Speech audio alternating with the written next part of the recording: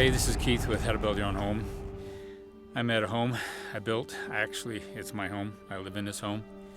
And I feel real bad because there was a fire and all the homes around me burnt down. My stove.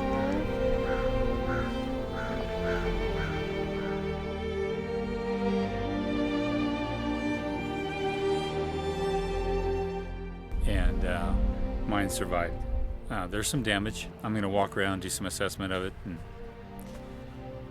it's real sad to see so many homes get burnt down, and a lot of it's because there's not enough fire protection and a lot of other planning. So these are things I'll talk about. I'm going to put together a series on how to build a home so it can hopefully withstand some fire. So kind of a sad day for a lot of my neighbors that lost their home. This is in a fire in the southwest part of Utah. And I'll walk around and do some assessment, but kind of a sad day for a lot of my friends.